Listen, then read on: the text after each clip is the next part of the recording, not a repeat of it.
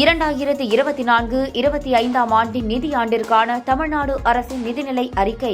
2030க்குள் குடிசையில்லா தமிழ்நாடு. 6 ஆண்டுகளில் 8 லட்சம் கான்கிரீட் வீடுகள். 2024-25 1 லட்சம் வீடுகள். கடைக்கோடி மனிதருக்கும் நலவாழ்வு. கொலை வழக்கில் திமுக முன்னாள் எம்எல்ஏ ரங்கநாதன் உள்ளிட்டோரை விடுவித்து சிறப்பு நீதிமன்றம் தீர்ப்பு வழங்கியிருக்கிறது. அண்மை செய்தியாக பார்த்துக் கொண்டிருக்கிறோம். திமுக முன்னாள் எம்எல்ஏ ரங்கநாதன் உள்ளிட்டோர் மீதான வழக்கில் சென்னை சிறப்பு நீதிமன்றம் இன்று தீர்ப்பளித்திருக்கிறது. திமுக முன்னாள் எம்எல்ஏ உட்பட அனைவரும் விடுவிக்கப்பட்டிருக்கிறார்கள். சிறப்பு நீதிமன்றம் இந்த உத்தரவை பிறப்பித்திருக்கிறது.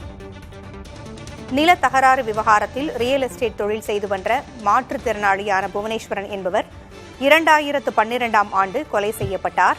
இது தொடர்பாக வழக்கு பதிவு செய்யப்பட்டது. கொளத்தூர் காவல் நிலையத்தினர் தாக்கல் செய்த குற்றப்பத்திரிகையை 2014இல் உயர்நீதிமன்றம் ரத்து செய்தது. இந்நிலையில் சிபிஐ விசாரணைக்கு உத்தரவிடப்பட்டது. இந்த வழக்கில் தற்பொழுது தீர்ப்பு வழங்கப்பட்டிருக்கிறது.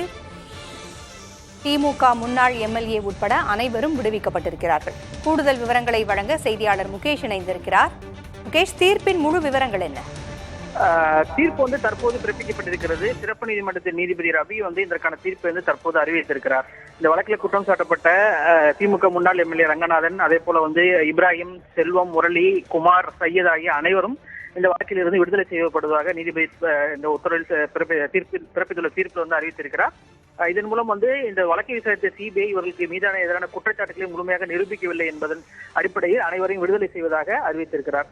அதே சமயம் இந்த விடுதலை என்பது எதன் அடிப்படையில் பிறப்பிக்கப்பட்டது என்பது உத்தரவு விரிவான உத்தரவாக வெளிவரும் போதுதான் அதற்கான காரணங்கள் தெரிய வரும். தற்போது நிலையில் கொளத்தூர் காவல் நிலையம் ஏற்கனவே விசாரித்த வழக்கை அந்த புவனேஸ்வரின் தந்தை தொடர்ந்த வழக்கின் அடிப்படையில் சிறப்பு நீதிமன்றத்தில் சிபிஐ விசாரிக்க வேண்டும் என்று உயர்நீதிமன்றம் உத்தரவிட்டிருந்தது. அதன் அடிப்படையில் தான் ஏற்கனவே குற்றப்பத்திரிகையில் சேர்க்கப்படாத ரங்கநாதன் உள்ளிட்ட மேலும் 8 பேர் இந்த குற்றப்பத்திரிகையில் சேர்க்கப்பட்டனர். அதன் அடிப்படையில் தான் எம்பி எம்எல்ஏக்கள் மீதான வழக்குகளை விசாரிக்க சிறப்பு நீதிமன்றத்தில் விசாரணை நடைபெற்று வந்தது.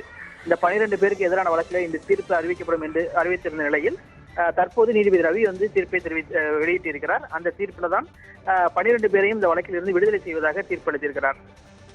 தகவல்களை வழங்கியமைக்கு நன்றி முகேஷ். 2024-25 ஆண்டின் நிதியாண்டிற்கான தமிழ்நாடு அரசின் நிதிநிலை அறிக்கை. 2030க்குள் குடிசையில்லா தமிழ்நாடு. 6 ஆண்டுகளில் 8 லட்சம் கான்கிரீட் வீடுகள்.